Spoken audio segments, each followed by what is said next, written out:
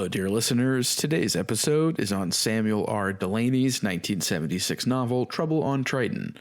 Trouble on Triton is frankly a wild book, which explores many different ideas about gender, sexuality, desire, and the subjective experience. It's pretty impossible to summarize in a capsule format like this, but in a nutshell, Triton tells the story of one Bron Hellstrom, a hapless, self-absorbed Golden Age sci-fi hero stranded in the world of Triton, which resembles nothing so much as the electric psychedelic Pussycat Swingers Club from Austin Powers, except it includes government oversight. This is a world in which any sex, gender, or physical presentation you want is only a 17-minute operation away, all paid for by the government, which directly supports the subjective experience of its citizens, a position which it will, as we'll find out, kill to defend.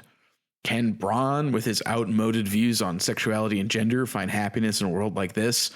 Does the Infinite Library manage to summarize the plot of such a wild book like this? What exactly is this book responding to in Ursula K. Le Guin's The Dispossessed? Stay tuned to find out. As always, we hope you enjoy the conversation.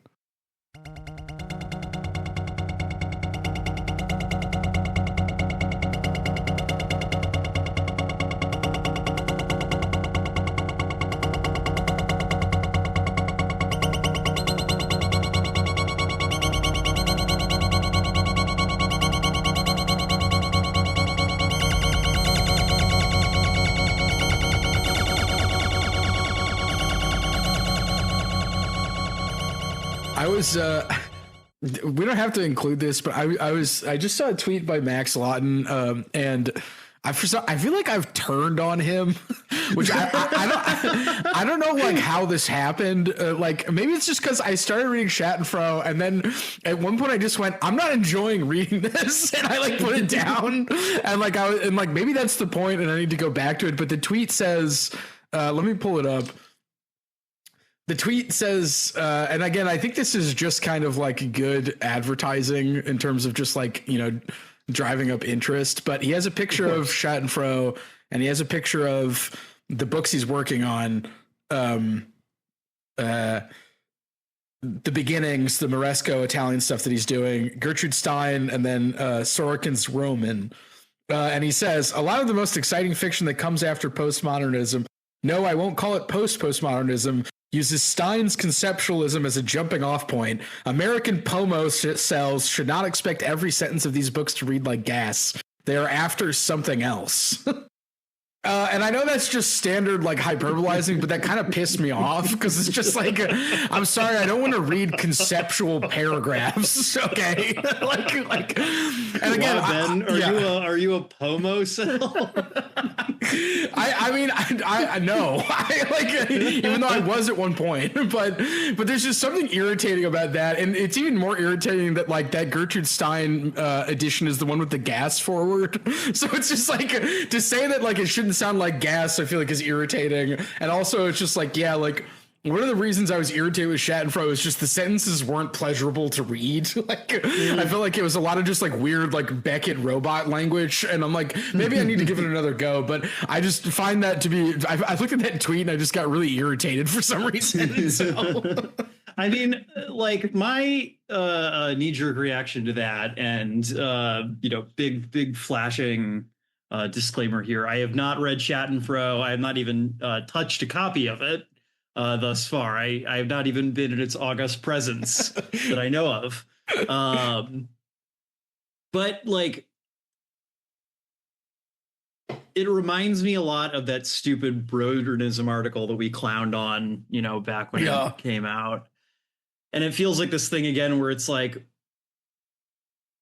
I don't even necessarily want to take total issue with like the conceptual idea there that there's like there's something going on with these like crop of novels he's talking about, that they're working with something different than like what we might think of as like high postmodernism. But it also kind of feels like, why are we framing it in like, I mean, aside from, like you said, Ben, it's good advertising. Why are we framing that as like hostility? Yeah. Why are we again taking what is a vanishingly small like number of people who even pick up these books and like pitting them against each other for no reason.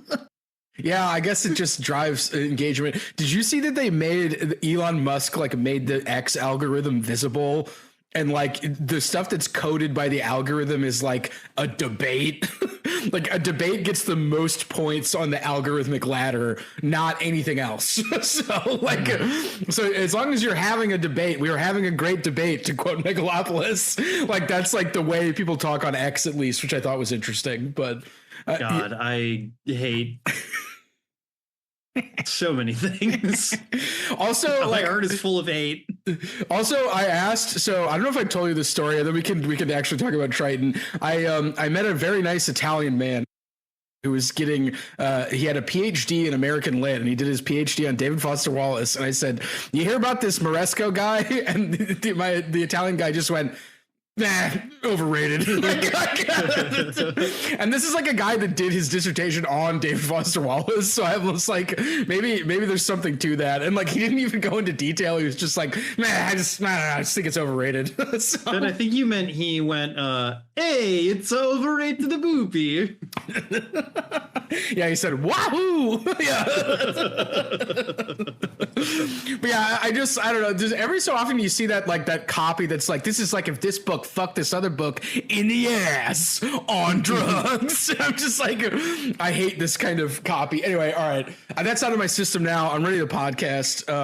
Did you see that? Like, I sent you a message that was just like, I have no idea what's going on. Like as I was reading Triton, and I think like my confusion my confusion dispersed eventually. But like, there's a period of reading the book where I was just like, I have no idea what's happening. So yeah, there's a way in which like, and I still feel new enough to Delaney's oeuvre that I don't want to say this is like a perennial problem with his work, or even that it's necessarily a problem. But I remember we talked about Nova, we kind of were talking about the ways in which it feels very much a product of its time. Maybe for better and worse. Again, we have the boomer. I think what really struck us there was like the boomer JFK trauma stuff that we just don't really have any patience for. But like this book kind of feels very of its time, and I feel like it kind of reads a little strange. Like, I don't want to say it reads strangely because he's still like talking about stuff that's relevant today, but there are ways in which like it kind of feels like this book is a product of like a world of like sex and gender norms that even like today feels kind of dated. Yeah. And like, and in trying to kind of gesture towards fluidity, it feels weird. I don't know. Yeah. Yeah. I mean, I have a lot of thoughts about that. I made the mistake of looking at the story graph page for this book and seeing a crowd of rank Philistines complaining about how Braun Hellstrom is unlikable. I'm really into the way that the Storygraph reviews were quite careful about using Braun's preferred pronouns. They're like, she is just not a great protagonist, like which like is correct, but like I just the good people of Storygraph were quite careful about it. I guess I would just point that out. So I mean, I think that I even like find myself a little, I don't quite say irked, but it's kind of like I feel like that's even people kind of refusing to take what Delaney's doing totally seriously, which spoiler for those of you who have not read the book, like the main character transitions like towards the end. But I think Delaney kind of is asking like, what does transitioning mean in a society where it takes 17 minutes to change your entire gender? Yeah. And like, how do you, is this character actually trans? Like, I think that he's being ambiguous about that because like, yeah, like what does that mean in like a world where things are that fluid? And like that part where they're like asking Braun if they want to get their chromosomes changed. And then after a really long explanation, they go, it doesn't really actually do anything, but some people like want it to be the case. It makes some people feel better. Things take slightly longer. It adds an extra 17 minutes to the robot surgery. Yeah, and then you're basically like hungover for like a day or two. I gotta say, Lawrence is very nice to Braun, nursing them through their transition. So, I mean, I'll just say, like, if that was, if we had access to like that level of cosmetic surgery, I would just be getting all kinds of wacky stuff done. I'd like change my gender for like a bit, like temporarily. Like I'd go in, get changed into a lady, like do some kind of gag and then change back. If all it takes is 17 minutes, and apparently it's free. Yeah, you're just like imagining like you're like, I'm gonna go to a party, so I might as well turn into a woman just for the party. Like, just for kicks. Yeah.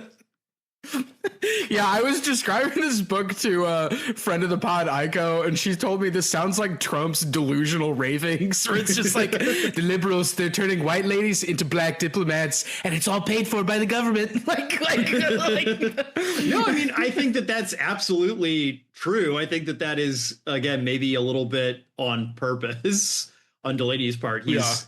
He's painting a world that is. I mean, there's a way in which you could read like Braun Hellstrom. I mean, Trump's not Scandinavian, but like he's kind of described as like a young Trump kind of guy. Like, yeah, this strapping, tall, blonde guy, you know. And he was kind of like he was like a prostitute, right? At one point. Yeah. Yeah. No, he was a gigolo. Martian gigolo. When he starts talking about his trad gender views, I just kept going like, huh? Because it doesn't make any sense that he would have those, but he does for various reasons. And so it's like, it's interesting when he just says something that the entire world is like not about. But well, you know, I think that there's an element of setting in there, and that, you know, I think the book makes it clear that Earth and Mars are much less groovy than Triton is. Yeah. Kind of in like the further away you get from Earth in particular, like the groovier things get in this universe. Yeah, you can change your gender to be Austin Powers. Yeah. Yeah, the whole planet is one big electric pussycat swingers club, baby. Yeah.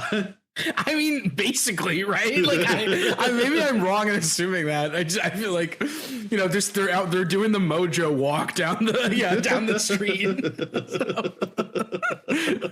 Oh man, that reminds me. The only thing I remember from reading Transmetropolitan, which is kind of god awful, is there's like one bottle episode where he keeps trying to go on dates with women, and they keep basically turning him down because they've evolved past the need for him. So he's like, "Hey, do you want to get some food?" And she's like, "Well, I took a pill that my liver just makes all my food for me now." And like, he's like, "You want to see a movie?" And it's just like, actually, I have movies that printed directly onto my eyeballs. Like, and so like the episode just ends with him not getting a date, and it also feels extremely like 90s. Like women will have moved past the need for men. So, but yeah, I don't know. Triton is crazy. So yeah, what a book. Well, let's enough cold open.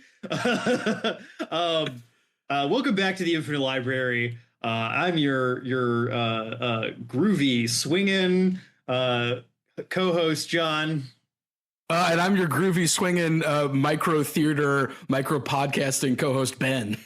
And we are here today talking about, as promised, Samuel Delaney's Trouble on Triton, otherwise known as Triton.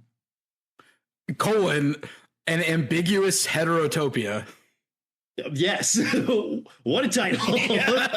Yeah, what a title. We maybe alluded to this in the previous episode, but it's worth bringing up now. Delaney actually started writing this before he read The Dispossessed. Then he read The Dispossessed, and then he was like, well, I'm already responding to it, so he changed some stuff around. So in many ways, this is a response or a dialogue with our last episode, The Dispossessed. Yeah, no, I you know, when I pitched these episodes, that was very much my intention. Unfortunately, Ursula Le Guin was not a nasty enough lady to write a similarly withering takedown of this book. Being a little unfair. To read The Dispossessed is a lovely and very charitable essay, actually, even if it is also a scathing takedown. But we can't quite give Le Guin's thoughts to the same degree, or kind of to serve as a scaffolding the same way that we had Delaney's thoughts to structure some of our conversation about the Dispossessed. But I do think that the Dispossessed itself will kind of serve as a bit of scaffolding here to kind of structure our thoughts for a book that is structured in a way that I can only describe as yeah, I texted John about maybe a third of the way through the book, and I just said, I have no idea what's going on because the way that Triton kind of proceeds as a novel feels like I am maybe in some ways like Braun, like confused, given glimpses of clarity, and then just kind of then it just ends. Like, and so there's no real like resolution. We can talk about it, but there's this feeling of like confusion and then clarity that I feel like is intentional on Delaney's part. Yeah, I mean, I think that this is a book that in a lot of ways is about being confused. Our narrator, Braun Hellstrom, what a name. I definitely want to talk a bit about, we're definitely going to talk about Braun. This book is very much a character study of him. Yeah. But I definitely want to, like, his name is so perfect. That's such like a perfect, like, golden age of sci-fi, like, hero name. Like, again, there's a way like this book kind of feels like, what if Captain Kirk actually went to like the groovy sex planet and he had a terrible time because there were no just like regular like hot green space babes there. Everyone looked like a weirdo. Yeah, and like you don't understand like the social norms for this groovy swinging sex planet, so like you're constantly committing blunders or just being confused. Like, so, yeah, John, I'm glad that you brought up the space age way of that name, because I'm trying to imagine just like, you know, maybe like a quote unquote normal heterosexual sci-fi fan picking this book up and just like wondering what was going on. Because like I feel like there's quite a lot like under the hood in terms of what this book is saying about gender, as well as like fluidity of social arrangements, that like I feel like I don't know what it would be like to read this and just expect it to be like all the space alien babes are going to have sex with me, Captain Kirk, you know, and instead it's like this other thing. So.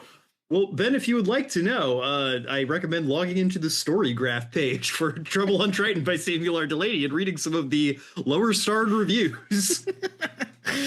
Yeah, I'll have to bone up on bad reads as well and see what's going on over there.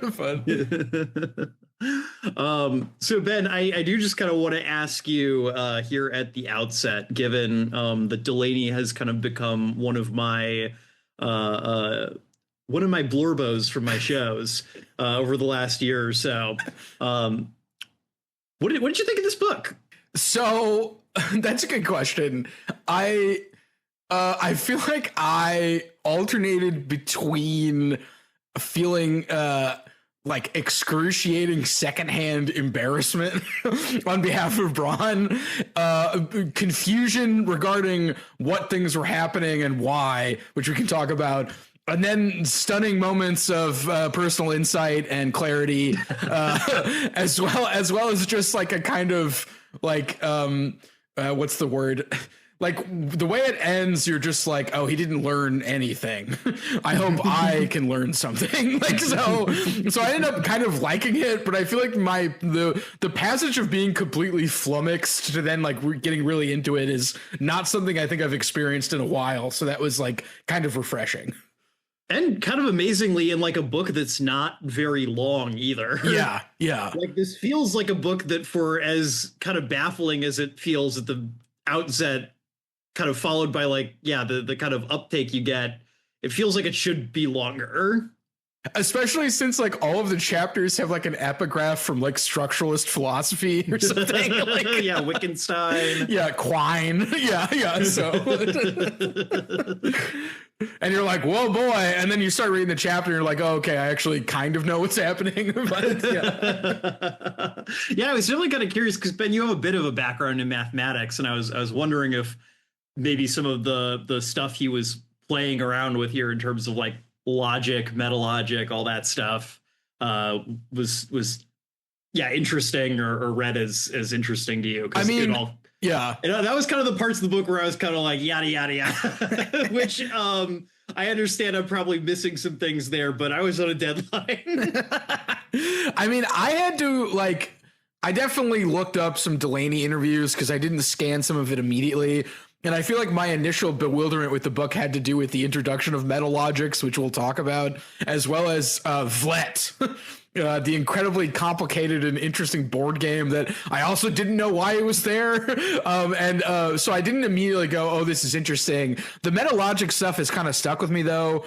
I did find out, if you read the Delaney interview that I might reference in this episode, that like apparently one of the scoring equations for Vlet is just nonsense. Like he just came up with like a complicated math equation. And then for like Metalogics, like he had a point and it wasn't just supposed to be like nonsense.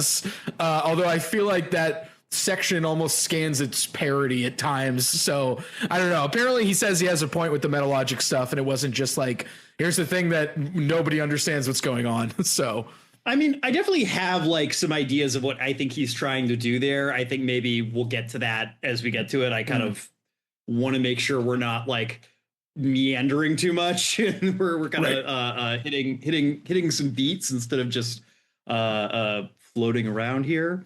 But yeah, I thought this book was really cool.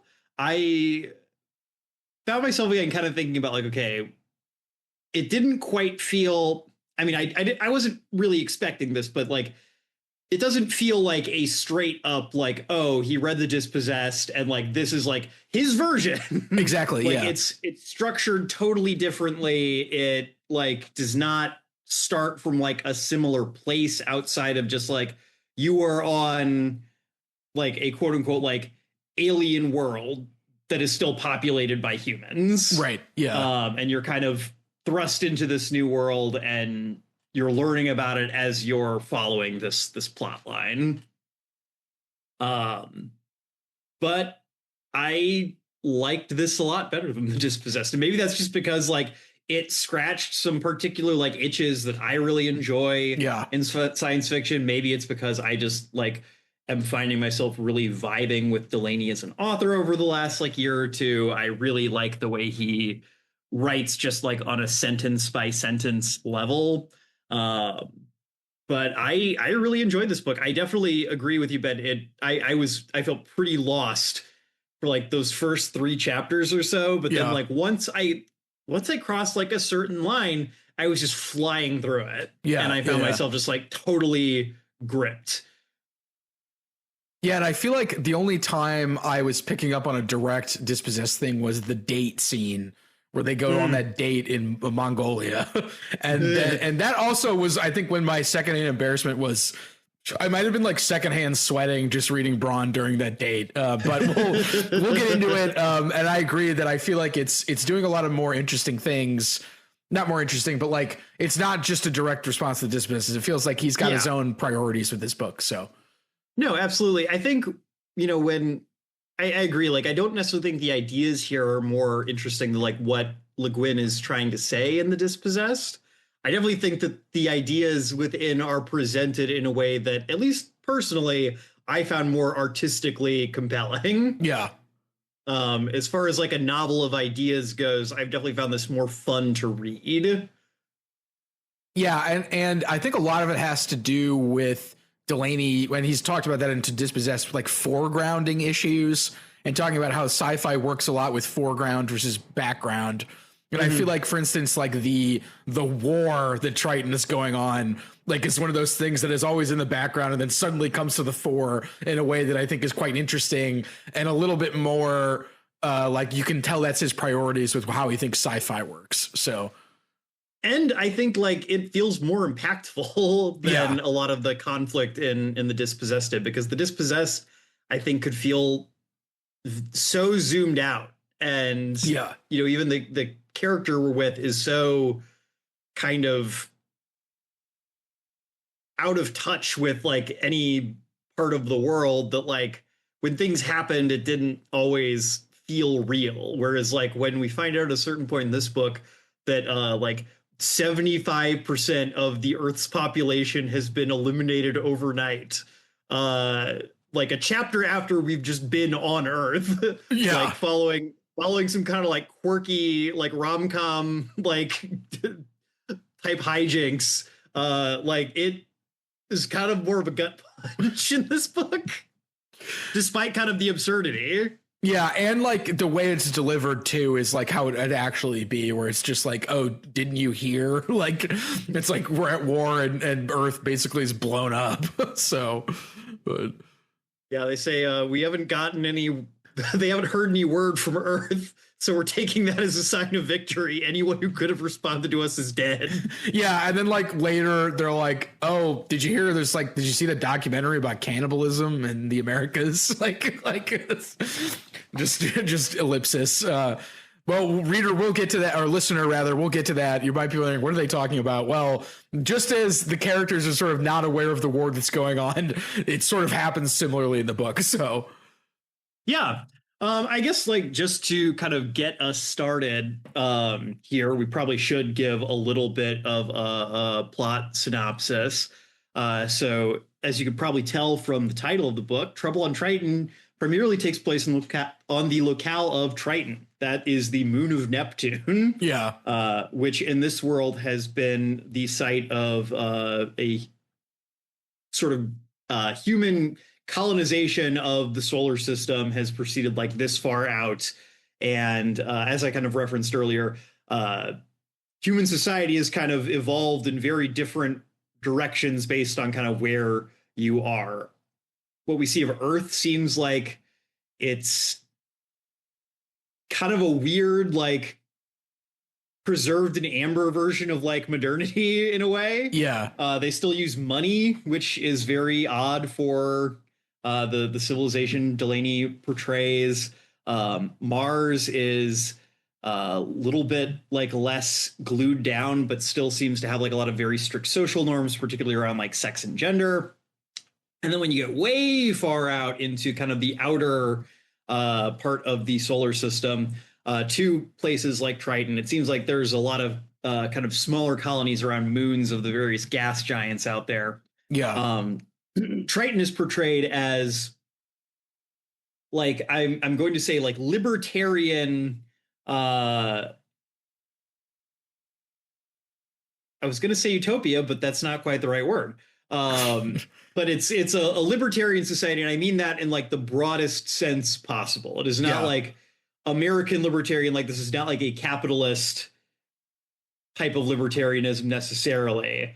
But it's also not quite anarchistic either. Yes. It's more about like libertinism than like economic. I mean, there is like a great deal of economic freedom. Did you? There's a great little bit. I love just like the little bits here where Delaney again doesn't like do a ton of exposition, which just kind of has like a character like throw off a little like offhand reference like what their life is like. And there's like a part where Braun's like, I work so hard. I work 5 hours a day, 4 days a week. Yeah, and like, because don't they say like most people only work like 4 hours a day, like 3 days a week or something? Yeah.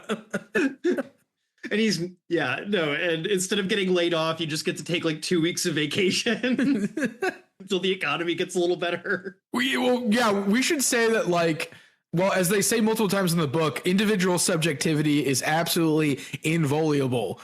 You can't violate individual subjectivity. Individual subjectivity is king on Triton. And so a lot of the government apparatus is designed to support that. So for instance, like, didn't they say they have elections and there's like 16 different mayors and you can vote for your personal mayor in the election and then your personal mayor will take care of you, I guess, like, or something like, and like everybody goes on welfare at some point, but they don't stay on welfare.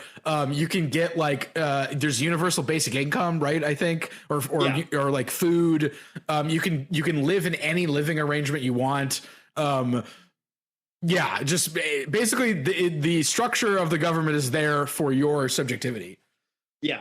And like even kind of like when Ben says living arrangement, like it's very like kind of all semblances of kind of like the old, I guess as we would think of it as like kind of nuclear heterosexual family seems to have really kind of receded to the background. People almost exclusively live communally, Yeah. generally on the lines of like gender and or sexuality. So he describes like these kind of communes or co-ops.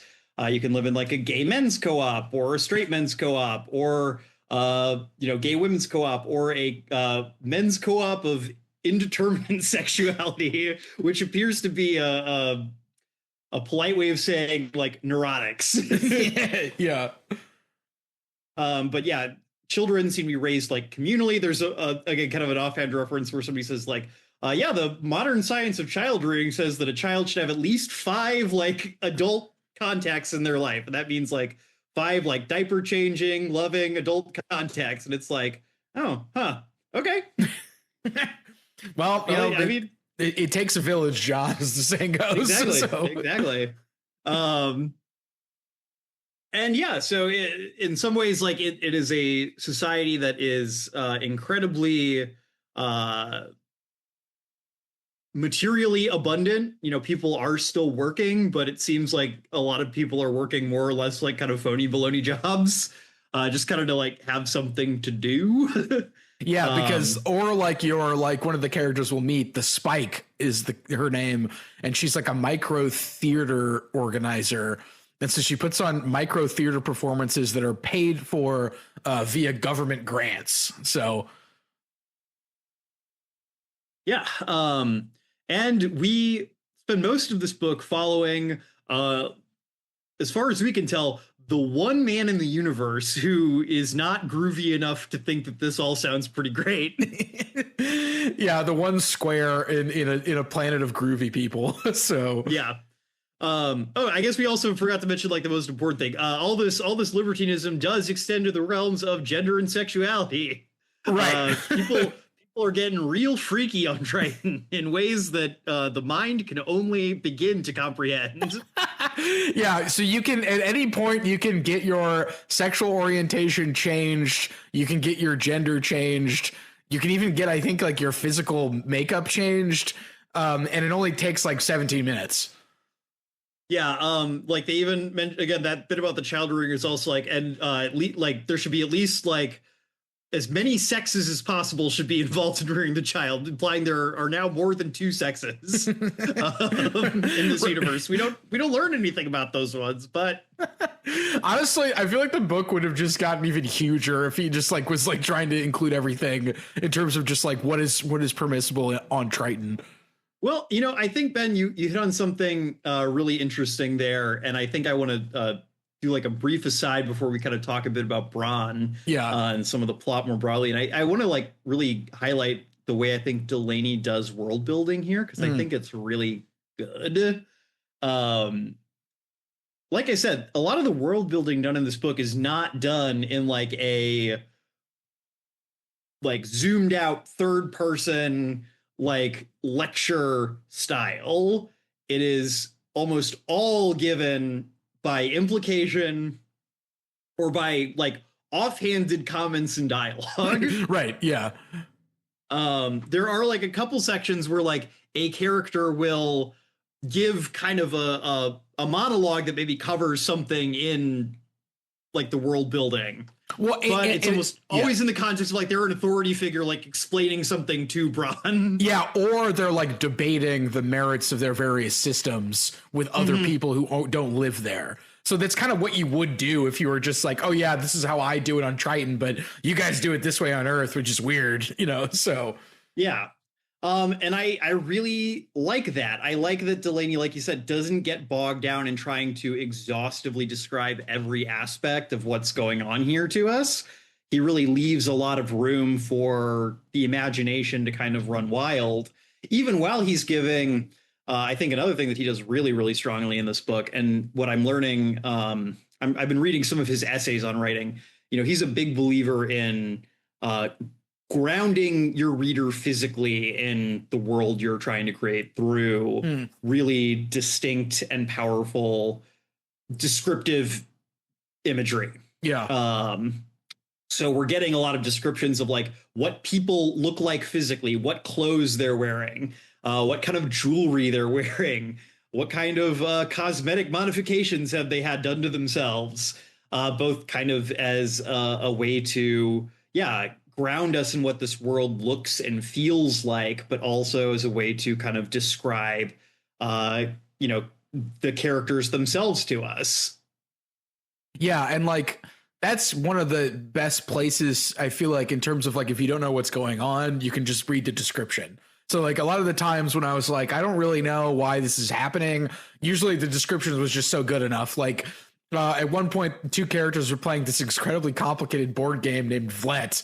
And Vlet is described in tons of detail that you could be like, I don't know why this is here, but I'm enjoying finding out that this board game has like fantasy pieces. And then there's like a card game element where you have to do tricks. And then there's like an astral cube that you have to use in order to like play the game. Like, and I'm just like, wow, what a great board game. Like, I have no idea why this is in here, but I don't mind because I like the description. So. Yeah, I messaged Ben at a certain point in between, you know, reading this book and recording this episode where I was like, you know, if Vlet was real, I know I'd play it, but I would also be someone who insists that I'm not one of those Vlet players. Yeah. I like when like they're a on weirdo about it. I like when they're on that diplomatic mission and they play that one lady and she just crushes them like within like 15 minutes. Like the game's already over. But so yes. So I think Delaney does a really good job with the world building here, and I feel like again when I think about what I didn't quite like about the Dispossessed, I think that this kind of foregrounds maybe what wasn't working for me. It's kind of the way that so much of that book felt like a lecture on like the norms of one like part of this dyad, and then the rest of the dyad was left like so floaty and kind of immaterial in this way that I just found kind of frustrating. Yeah, and there's also like an attention for like paraphernalia. Like Delaney's always describing like posters, graffiti, like messages, things people left everywhere. And I feel like that also gives it a nice groundedness. And you don't really get that in any of the Dispossessed. It's very like I think Delaney refers to like the moon Uras is just like incredibly depressing because like we're never told like if anyone wears any personal jewelry except like that happens like once, and Delaney's like thank God because otherwise Uras would be so depressing. But yeah, I think like that materiality really helps with the book in terms of like moving you through the world. Yeah, well, and I think that it is. I think that again, what I found realer about like the people in this book is that they do feel like people to me in a way that like I don't know, a lot of the time as I was reading through the Dispossessed, it felt like Le Guin was having to invent circumstances that were so bleak that the system she was trying to portray would make any sense. Right. Yeah. Like at the end of the day, like people enjoy like having like personal attachments and accessorizing and showing their identity in a way that like I think people on Aneris would genuinely have like gone insane like within a generation and all died. Yeah, I could definitely see that. Maybe I'm a spoiled modern subject who's used to my creature comforts, but yeah. that's my thought. I'm sticking to it. Well, and I think this is maybe a good opportunity to talk about Braun. Because like Braun's described as having like a single golden eyebrow that is like a signal for, I think, being a prostitute. And he has other physical features that are described when we first meet him. But he has like a very distinctive appearance. Yeah. He is kind of, again, like I said, a type in a way, despite his resistance to thinking of himself in such a way. You know, he is like a Captain Kirk, like, you know, big, strapping, blonde, beefy guy. He's described as like a Scandinavian giant, basically. And he's from Mars, too. He's from Mars, which, and he is emigrated to Triton from Mars at some point in the past. I'm sure Delaney does give us an idea of like how long he's been there, but I do not recall off the top of my head. And, you know, like I said at the start, you know, he is kind of, I mean, we're in his shoes the whole run of the book. Yeah. And really the kind of core problem of the book. This is like if we have to like put this in like a classical like plot structure, like this is kind of a man versus society book. Yeah, definitely. Even if like society in this book is actually so overwhelmingly complex that Bronn cannot truly struggle against it. Right. Yeah, he cannot overcome it in any way. So there's not even like a there's not even like there's not even a point where he like finds other malcontents in this book. Like everyone around him is like completely at ease with at least like the macro like structuring of society on Triton, and he is like the one person who for like reasons of psychology or spirituality is just deeply unsettled by the sort of chaos that Triton embodies. Well, and it's worth mentioning too, we don't have to get into it right now. I think he keeps refusing that he is a type. And I think what's interesting in Triton is, given this proliferation of subjectivity, the only ways people can get together is by typing themselves. And it's interesting that he can't quite grasp this because he's so into the idea of, I guess, being an individual, not being a type, being one of, who's unique and unlike anyone else, that like, even though Triton heralds individual subjectivity, you have to become a type in order to get anywhere, like to socialize, to find love or sex or relationships. And so like, that kind of, the book kind of revolves around that struggle. And then there's just like the various lies Bronn tells himself, which the book is incredibly good at depicting. Yeah, and I think that this is a point where Delaney's own identity as a gay black man, living in kind of mid-century America really adds something to the story here. Because like I said, Bronn is, I think, a stand-in for like the typical sci-fi protagonist of like the era Delaney kind of like came up in. Yeah. He is like a individualistic, smart, witty white guy who, in a different novel would either prove himself to actually truly be special or would Triton would not exist in that world, and he would be on some different planet of hats. But given Delaney's kind of own proclivities, I think that there is a very like smart read on kind of, I think, like white American masculinity in particular, but I think taking a pretty jaundiced side towards masculinity as a whole, and sort of this constant need to prove oneself as special or unique, not like to truly find like a sense of peace or comfort in that uniqueness, but really to use it as a way to place yourself like in a spiritual hierarchy above other people. Yeah. And, since it's traditional masculinity, it's women. So yeah, particularly women. Yeah. Which again seems almost anachronistic given how complex Triton is, that sometimes Bronn will just start talking like a tradcath masculinity guy, and you'll just be like, what? like, but again, like you're saying, traditional masculinity hierarchies, as well as I think a preoccupation with like stability. So in the opening scene, he kind of stumbles into this micro theater performance that a character named the Spike is giving.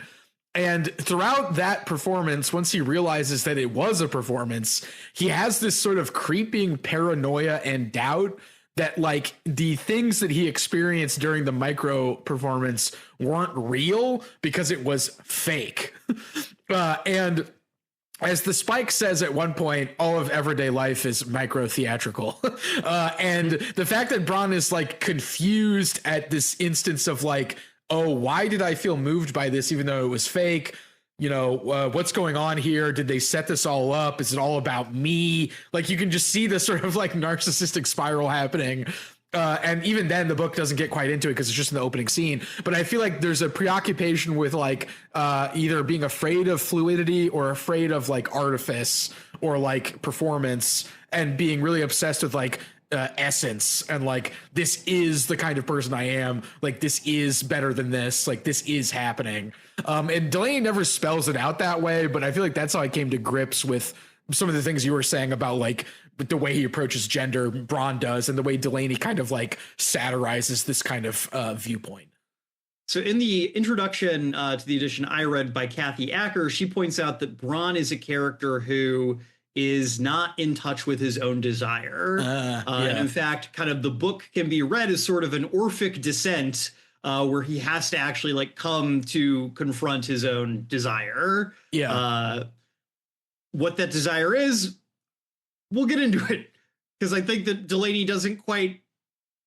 I think there's a very clean reading of this book, but I don't know if it's actually the one that Delaney intends. But I think I've been thinking a lot about the way that this book portrays desire, and what is it about the way that desire works on Triton that like leaves Braun to be so confused. And it is kind of, I think, simultaneously the fact that desire is so foregrounded in Triton, well, it is also kind of unimportant, right? From the standpoint that like you can have whatever you want, but no one actually cares what you want. Yeah, and in fact, one character says something to the effect of, it doesn't really matter, but I liked liking this person. And I feel like the liking part is really crucial, because nobody really cares. So you have to actually like the kinds of things that you're desiring in order to like have desire. Like, it's sort of like self-generating, and you can't just sort of do the thing that you're told to do, because everyone gets to do what they want all the time. So there's this sort of circularity that has to happen for somebody to get involved with someone else. And Braun just doesn't have that. Yeah, I found myself thinking a lot about kind of surprise, Sigmund Freud's thoughts on desire. Yeah, time to put on your Freud hat. Yeah, so. My mask. Yeah, my Freud mask. My big latex Freud mask. But again, I'm sure I'm simplifying in ways that trained psychoanalysts will take issue with. Whatever. For Freud, part of the nature of human desire is the fact that it can never truly be fulfilled. You always like, whenever you get what you want, you immediately just start wanting something else. And I think Trouble on Triton portrays a society that has made peace with that fact. Yeah. And due to its, material and technological abundance, can give people kind of this never-ending ability to explore their own subjectivity and desires to their heart's content, and they're able to enjoy that fact without a lot of angst over that.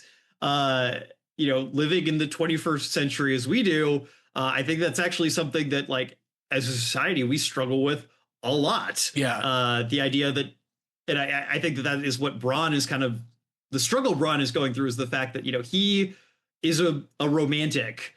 He wants to have like a passionate, like life-fulfilling love affair with a woman who is like meant for him. Yeah. And he cannot get down with the idea that like that is just not what the society is like set up to provide. And in fact, that his desire for that is rooted in like a desire to own a woman, more or less. Yeah, patriarchal. Yeah. And so, he's driving himself crazy because he wants something that fundamentally is impossible to have, on a social or spiritual level.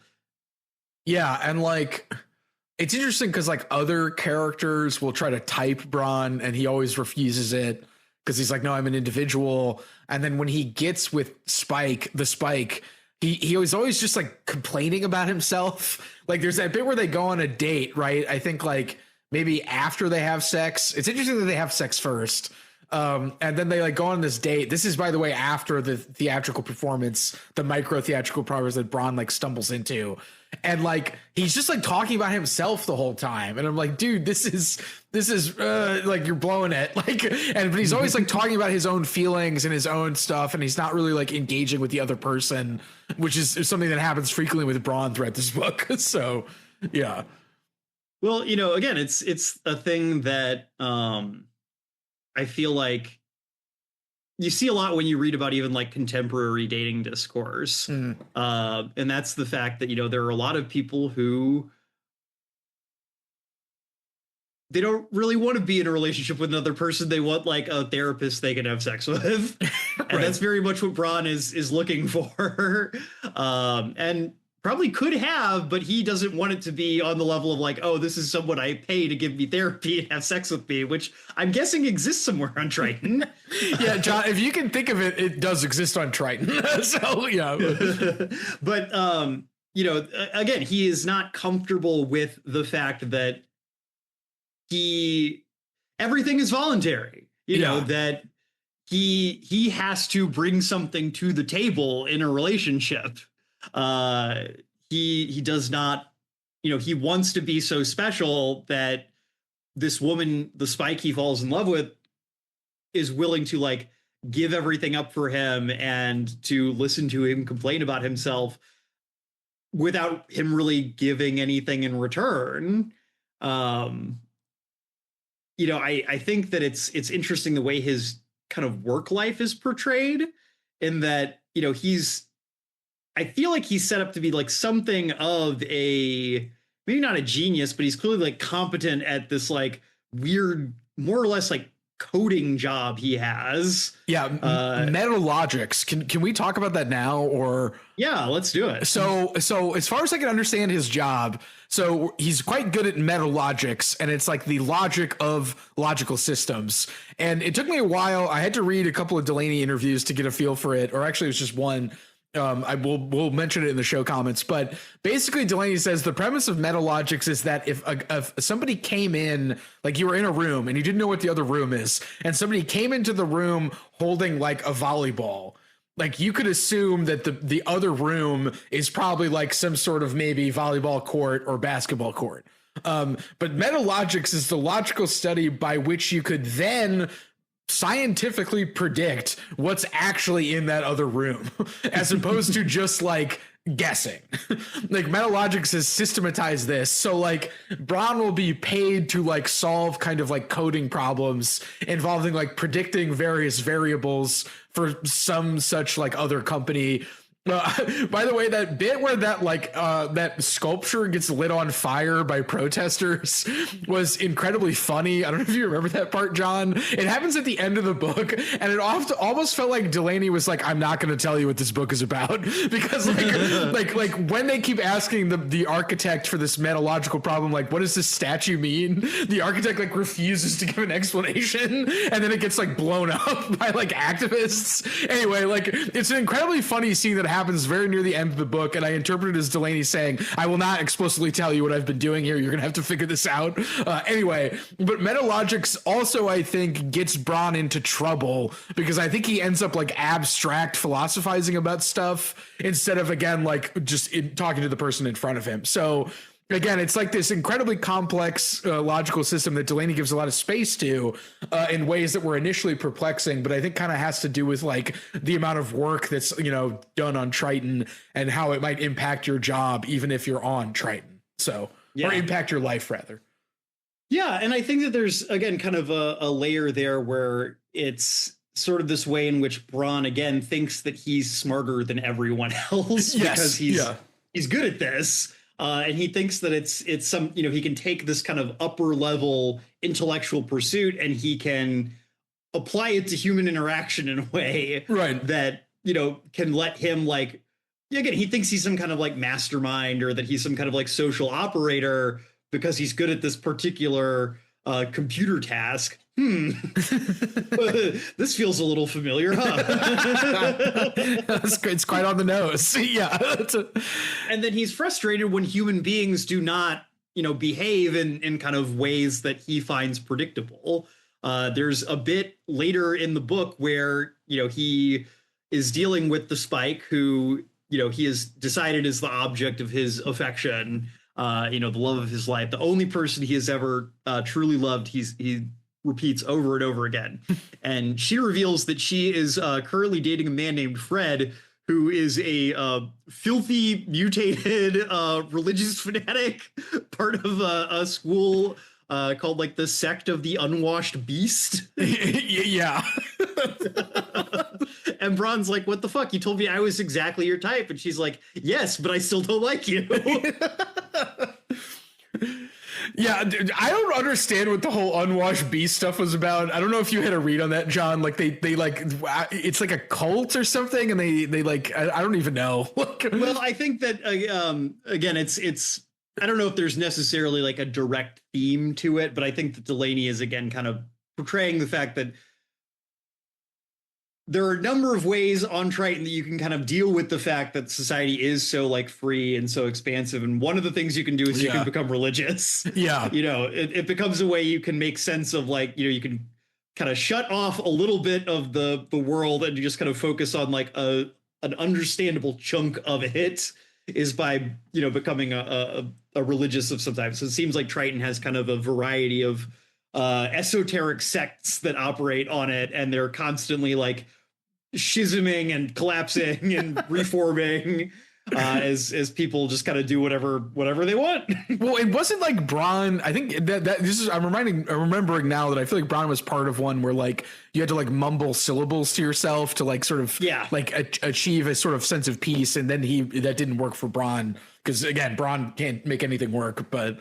Yeah, which also felt maybe like kind of a dig at transcendental meditation. I can see that. Yeah, just like you need to actually do what's in front of you. Yeah. So, but yeah, okay. Do you have anything else you wanted to say about like meta logic? I like again. I think we were talking about description, and just as a quick circle back to that. I do feel like I like that Delaney spends time exploring this like weird abstract. He calls it the modular calculus, and apparently it returns in other books. So it's clearly something that he fleshed out enough that he could use in other books that he's written. And I like that he described it, even if initially when I got to it, I was just going like, what am I reading? So. Well, again, I think what he does really well is it's not there just as window dressing, or it's not there just as kind of like a dry academic exercise for like him to just kind of like make you read about this thing he thought. You know, there's a way in which, again, he ties it into Braun's character in a way that like deepens your understanding of like who this guy is. You know, it's interesting. We don't really learn a ton about Braun's like background. Like we don't have like a flashback to like when Braun was a child and like here's what his, you know, parents were like. But Delaney still manages to really paint a portrait of him by just telling us about like the part of the world that he sees and the way he thinks about it. Yeah. And I think that is really, really one of the book's great strengths. I agree. Yeah.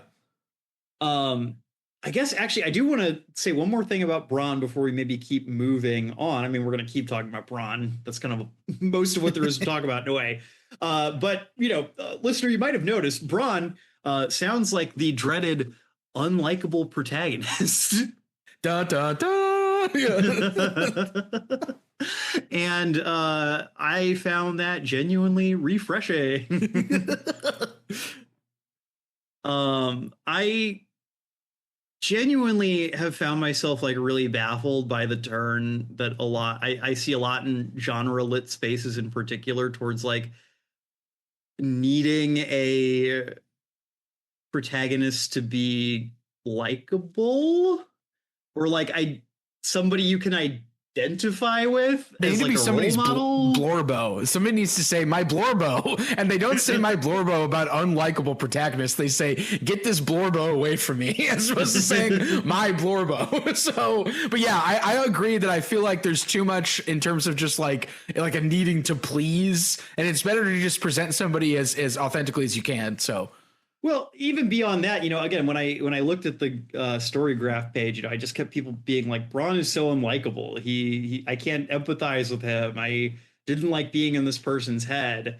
And I found like so few people seriously like interfacing with the idea that Delaney was maybe writing an unlikable character on purpose. Right. Or that like, again, you're supposed to read this and not like identify with him or find him to be particularly sympathetic. Well, that's interesting that you say that, John, because there's a great quote from this interview.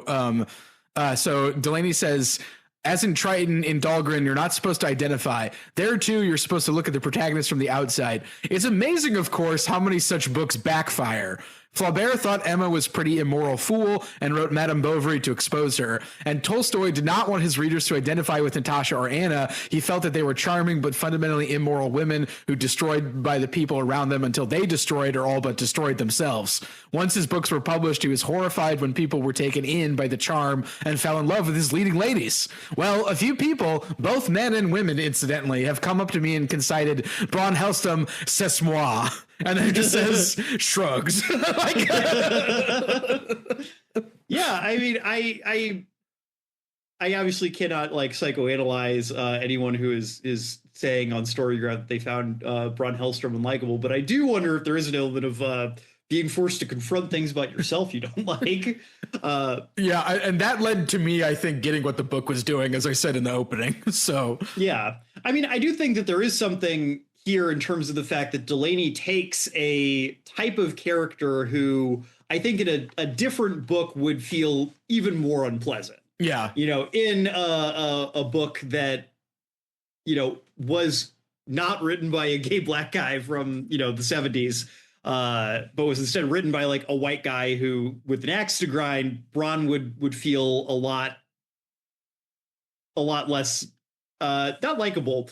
But the fact that like Braun is a man out of time, so to speak, the fact that he is a guy who in our current like reality would be privileged, but in the reality of whenever AD this is set in, is so clearly like on the outs with society. Like he is so clearly toothless. It does make him feel safer in a way. Like you don't have to worry about him like taking down groovy society. He is bound to lose from the jump. And I found that made him like more interesting to read about. Yeah, he simply has no mojo. So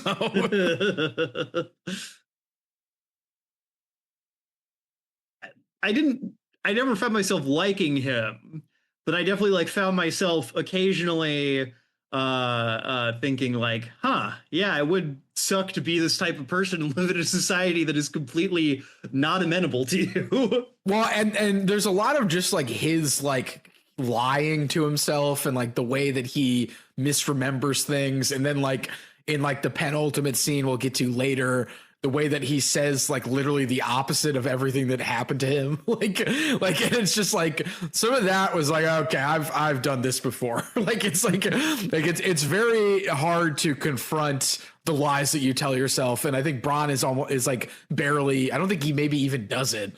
Well, maybe at the end a little bit, but Braun isn't even able to do that. And we get to see it because we're on the outside. But and it's funny because the lies he tells as well are like, there are different types of lies we tell ourselves. There are lies that just kind of cast things in like a slightly different light. Braun just straight up like says the opposite of what happened is what happened and is what is happening. Yeah, right. Yeah. In a way that like is genuinely astounding in a way. I'm sure I have done that at certain points in my life, but it did just read as like truly amazingly self-delusional in this book. Oh man, yeah. So should we talk about other characters, or do we want to talk about plot? What do you think? I think we could maybe talk about Sam briefly and then talk about plot. I do want to talk about Sam. So Sam is an interesting character because Sam is introduced as being he's a very like tall, muscular black man, and he's also a diplomat. And Braun doesn't like him. We're told various times Braun does not like him. I think because Braun feels inadequate compared to Sam. But Sam is nothing but helpful, as well as being a diplomat, so he sort of knows like what's going on in the government. He also knows about the war that may happen with Triton and other planets, which we haven't touched on yet. We hinted at the beginning. And at one point, Sam takes Braun on a diplomatic mission to Earth.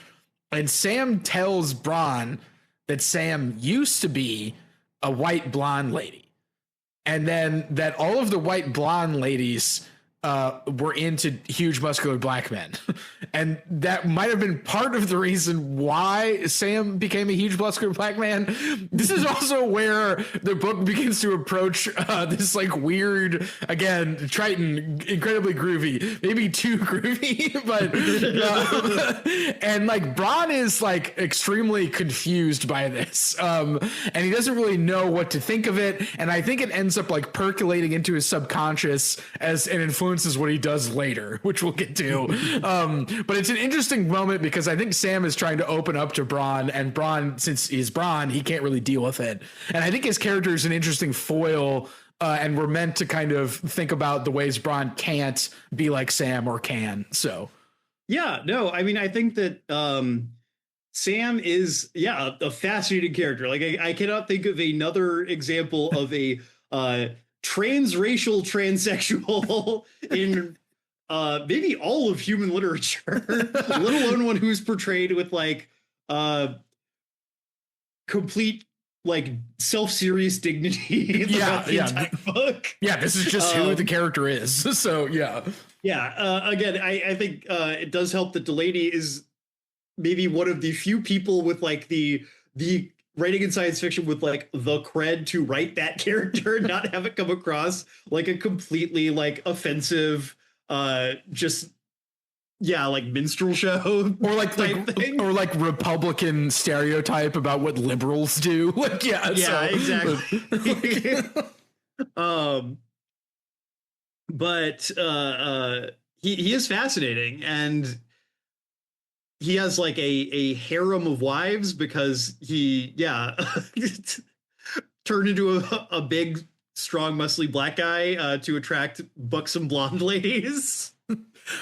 He was at one time. And again, I think that kind of influences Bron's decision, even though Bron never says that explicitly. So, but I also think that there is something there in terms of the way in which Sam is someone who I think the implication is he used to be at least somewhat like Bron in terms of like struggling to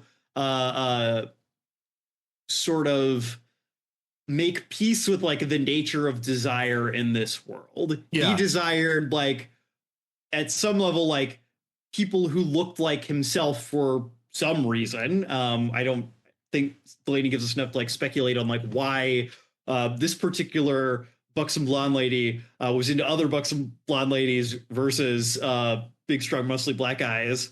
But, he makes peace with his desire by undergoing this like radical transition in character and self, and in like accepting his desire and like acting and living it, he becomes a different person, but he also becomes himself. Yeah, exactly. Yeah. And very clearly does not regret the decision he has made at all. He does not miss being a blonde lady. He loves being a big, cool, strong black guy. Yeah, and he's like, again, he's very confident. He's very self-assured in ways that Bron is portrayed as not. So and he clearly is like much more socially, materially successful than Bron is. He lives an exciting life. Like again, if Bron is a sci-fi protagonist of a sort, like Sam is a guy like living an actual like groovy sci-fi adventure lifestyle. Like he's zapping around the galaxy with his harem of wives, having like space adventures. Yeah, he's very good at Vlet. He's on diplomatic missions. Yeah, so and I think that there's something there Delaney's saying about kind of like the nature of like being that neurotic. Like you can't enjoy your life, you can't do anything because you're so in your head all the time, like Bron is. Yeah. And so, and I think, again, as we'll get to, I think that influences Bron's decisions in the back half of the book. So, then we also have the Spike, who we have mentioned a few times, who is a character who we don't get a lot of, but I think that Delaney does a great job of giving us a lot of her by not giving us a lot of her, if that makes sense. The fact that we only ever see her through Bron's eyes, apart from one bit where we do get like a full like 3-page monologue from her, basically in the form of a letter. Yeah. That she sends Bronn About how much Bronn sucks. About how much Bronn sucks. I think that like we see her by kind of reading between the lines of these various like semi-traumatic encounters that Bronn has with her. Well, also apparently the letter that she writes to Bronn was one of the first things Delaney wrote for this book. Because apparently, apparently he was at a dinner with his wife. They were traveling, and he saw what he describes as like, he saw somebody behave in the worst possible way during like a dinner date.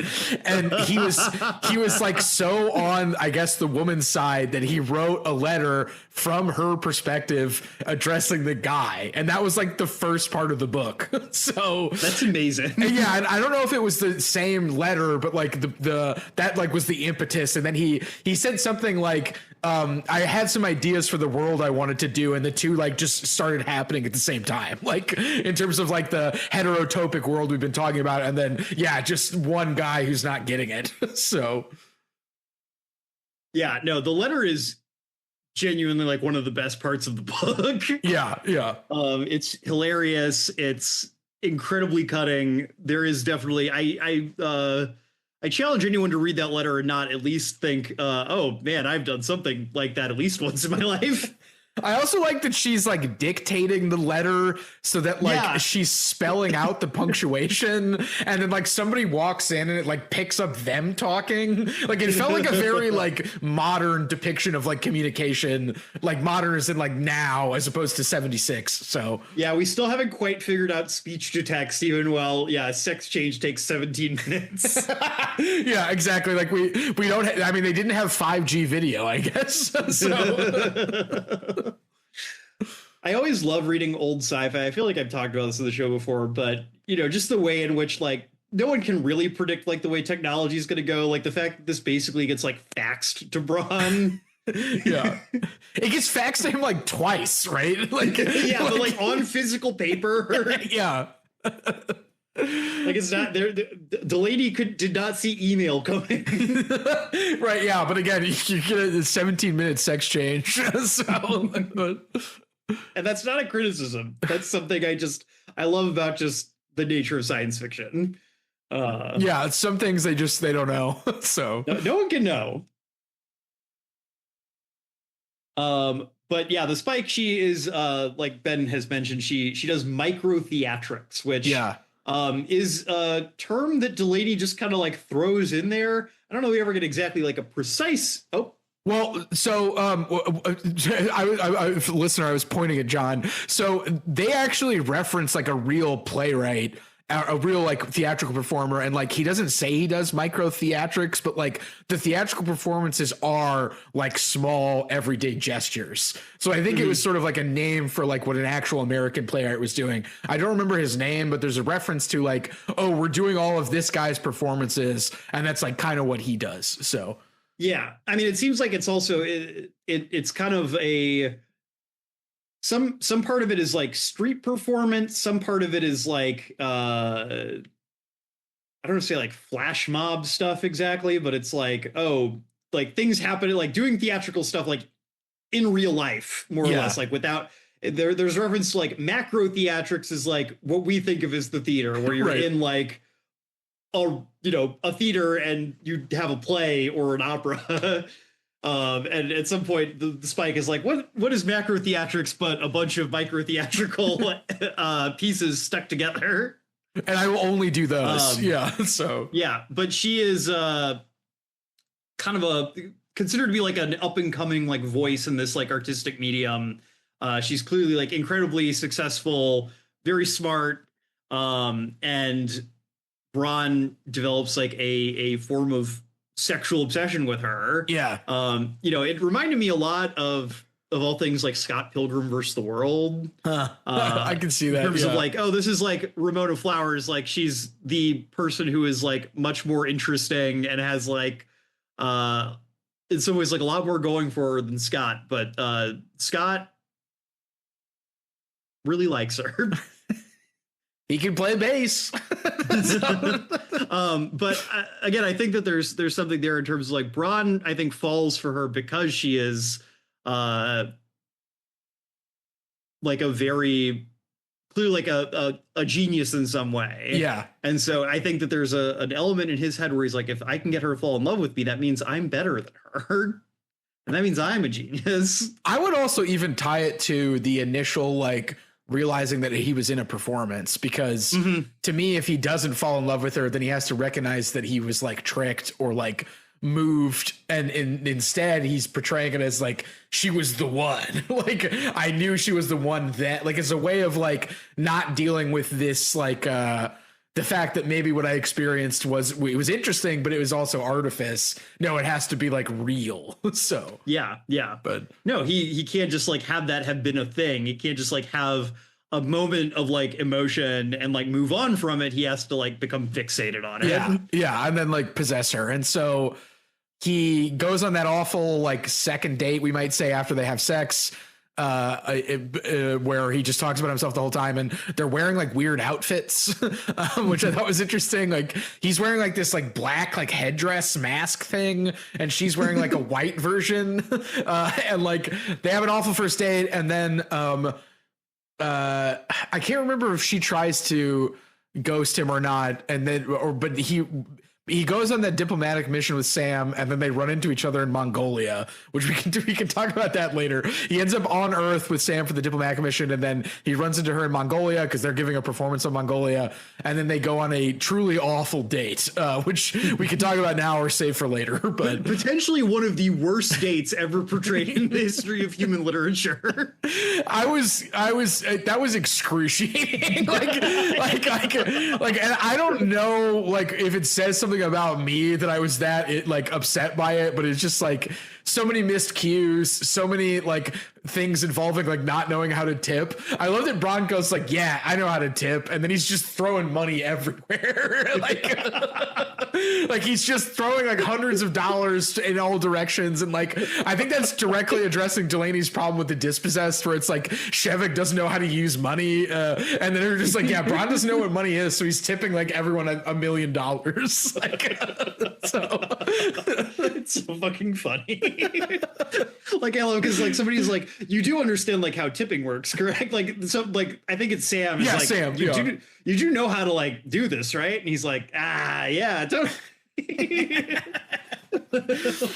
and then and like he keeps thinking about when he was a gigolo, and he's like trying to force her into the role that he used to be in, where the older client would take out the gigolo. And it, you know, since that's not what they're doing, that doesn't happen. So like it's a really like to me, it's funny that Delaney would make it so small scale, like because again, this is sci-fi we're talking about, but it's really about how like these themes can be reflected in something like a date, like the personal is political and like that kind of thing. So yeah, I mean, it's interesting because there is a way in which this book is in some ways like kind of one of the. Like, I don't know if I've read many books where like there's a death count this high. Yeah. Like at any point, you know, I've read like plenty of like more actiony or like military conflict science fiction. The only thing I can think of is maybe like Warhammer 40K in terms of just like how many people just get murked in like a page. Right. But the fact that Delaney like does not focus on that. Yeah. Is like that he chooses to focus on something very small and very human. Like it's something that I really wish a lot more science fiction and fantasy as well like did. I sometimes think that there is a the advice I think a lot of people get when they're writing in this kind of a space is is the story you're telling the most interesting thing happening in your world? And if it isn't, why aren't you showing us that? Yeah. And I think a lot of people take that to mean, oh, that means my story has to be about like the end of the world at all. Like, again, it's kind of the Marvel like blue beam shooting into the sky problem where it's like every movie ends with the villain shooting a big blue beam into the sky that's going to destroy the world. and you get diminishing returns after a while.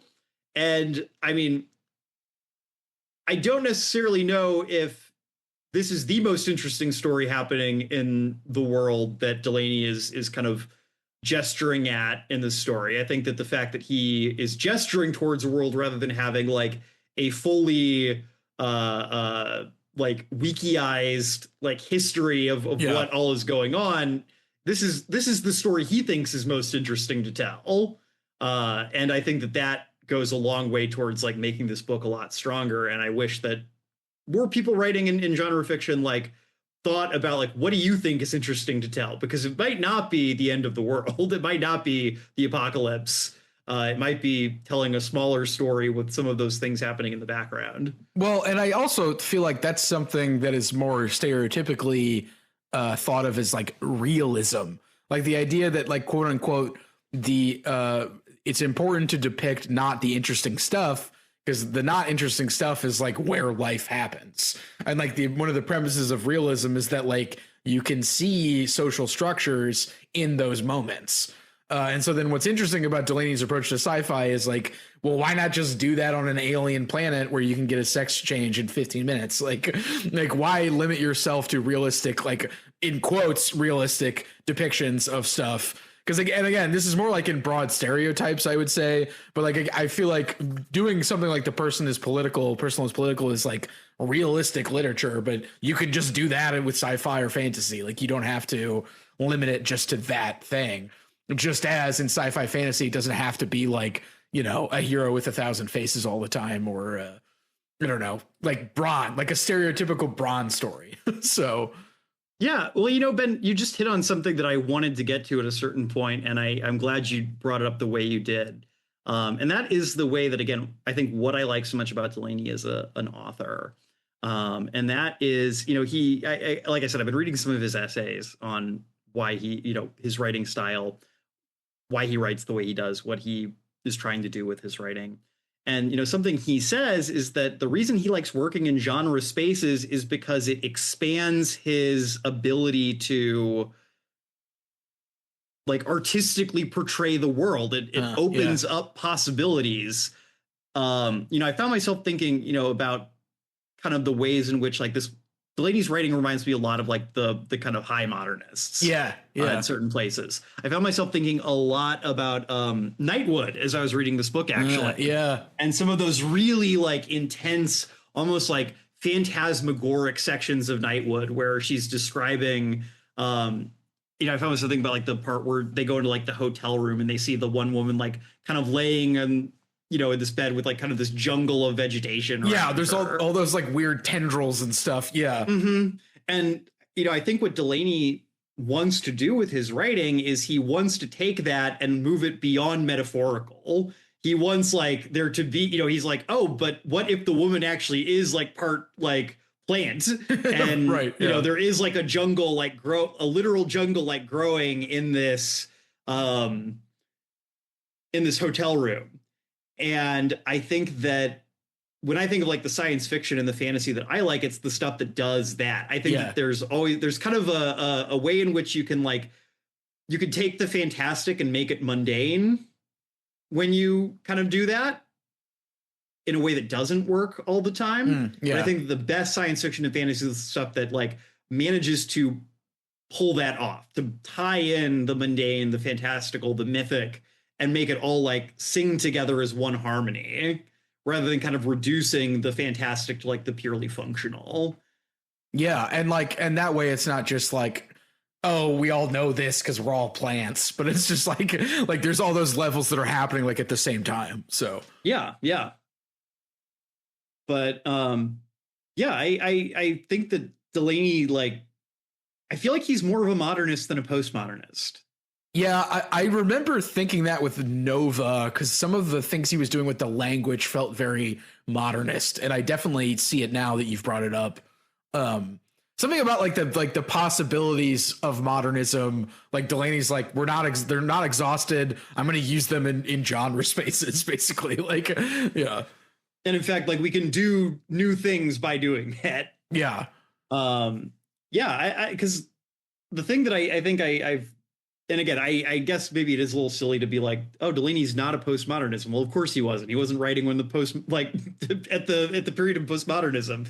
Well, I don't know. I mean, 76, like, I feel like John Barth has published stuff. I guess you're right. Yeah, like but those are all like that's like academic, like white, ivory tower guys. Like those are the guys that have studied story so long that they're like, well, like, okay, did I ever tell you, I don't remember what Barth it is. There's one Barth novel where he just asked his grad student, what's the biggest frame story? And his grad student was like, sir, it's 6 frames long. And he's like, well, mine will be 7. like that was like the approach to doing it, as opposed to what Delany is doing, where it's more like, here's the things I like. I'm going to use it in genre spaces, and not just like John Barth's going, well, I've studied stories so long, like now I have to be reflexive about it. So, yeah. And again, I'm not trying to set up like a dichotomy of like value here. Right. Yeah. I just think that Delany is like doing something different, and it's something that like I really enjoy and I really vibe with. Also, I mean, Gravity's Rainbow was 74. So like 76. You're right. And not to say that he's not a postmodernist, because I like this more charged modernist reading, but there's stuff in the water around this time. So, well, yeah. And again, I think that like, even if my kind of chronology was off, like I still think that there is something in terms of the way that like this book is playing with, like it's playing with genre convention, but it's not totally meta. Yeah. Like it's not, there's not like a full like skepticism of like narrative itself in Delany. Like it feels like the language, like I'm struggling to kind of articulate my thoughts here, but like this is a book that like enjoys being a book. Yeah. Well, yeah, like we already mentioned it, but having those like philosophy epigraphs at the beginning of each chapter, I think, is very erudite in a sort of like, like bookish, way. So yeah, I mean, I guess what I maybe mean is like, I think Delany does not have like a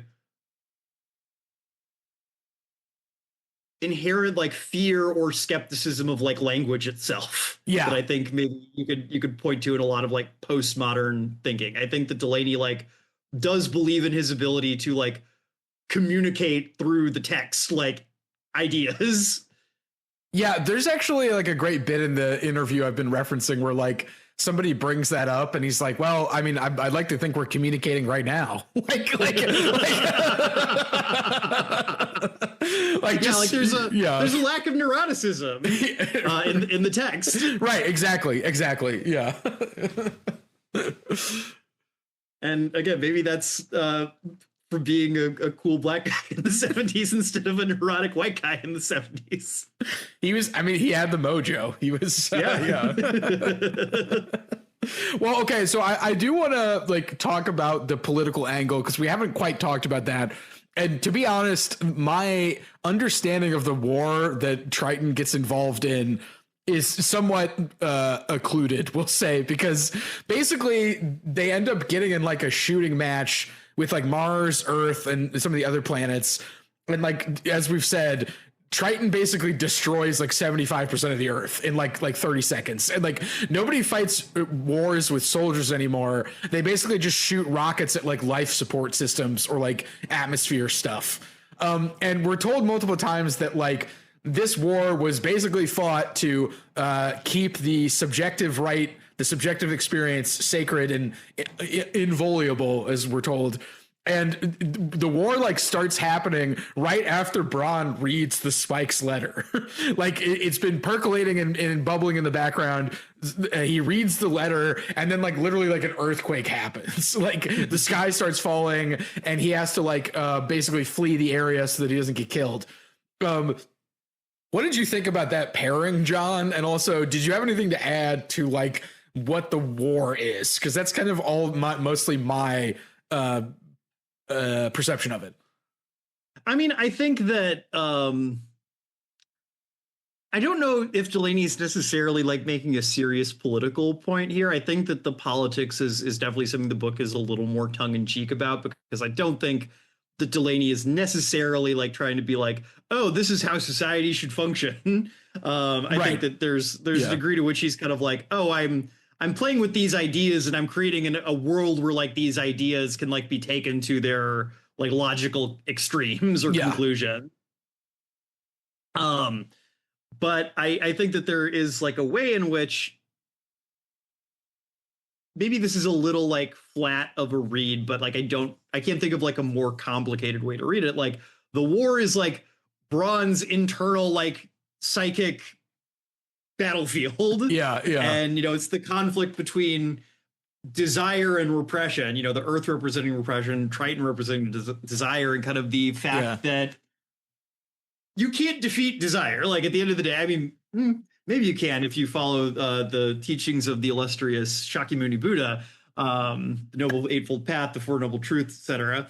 But for at least someone like Braun, like the attempt to repress is always eventually going to fail. Yeah. And in times of psychic shock, like finding out the person you've convinced yourself you were madly in love with actually hates your stupid guts more than they've probably hated anyone else in their entire life.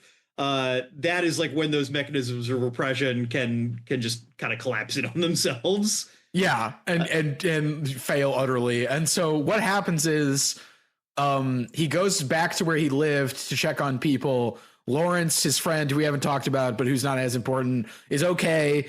And one of the people that he knew died because like a rock literally fell on everyone in his like commune basically has died except for Lawrence. Yeah. And maybe like a handful of other people who were just like not home at the time. So then he goes basically to try to find his coworker Audrey. And Audrey lives in a like all women's co-op, and they like can't open the door. So Braun throws something at the window to try to open the window so that the women can get out and leave and potentially get to a safer area, because the fighting is still going on. Like Triton's still being hit by rockets. And at which point everyone's like, wow, I'm really glad you showed up to help us. And then somebody shows up and was like, oh, it's over. The fighting's done. No worries. You don't have to do anything. Go back to your house. It's cool. And so then all of this huge crowd of women that were like applauding Braun just suddenly leave. And they're like, okay, we're going home. And Braun's like, man, I really wish that those women had told me how much I'm great. like he's like, I feel like I'm missing something. And so then Braun goes home and talks to Lawrence. And Lawrence basically tells him, like, listen, you're a masochist. Like, you're not actually giving rein to your desire. You're not letting yourself be happy. There are probably there's like 1 in 100,000 women that are like this, but there's maybe more men. Well, okay. Wait, okay. Ben, let me pause you right there. So, Lawrence, you said Lawrence wasn't very important. I disagree. I think Lawrence is actually incredibly crucial to the plot. Lawrence is an old gay guy. Yeah, that's true. Yeah. Who lives in this commune with Braun. They play Vlet together. Right. And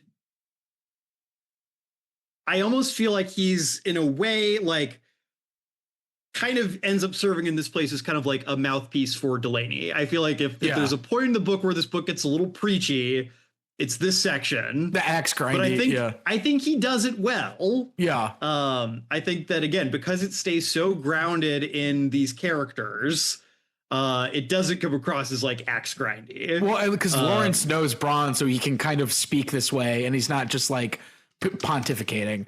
Well, and he's someone who's experienced, who is also, he is from Earth. He's from South Africa, which I thought was an interesting choice on Delany's part for kind of a native land for Mr. Lawrence.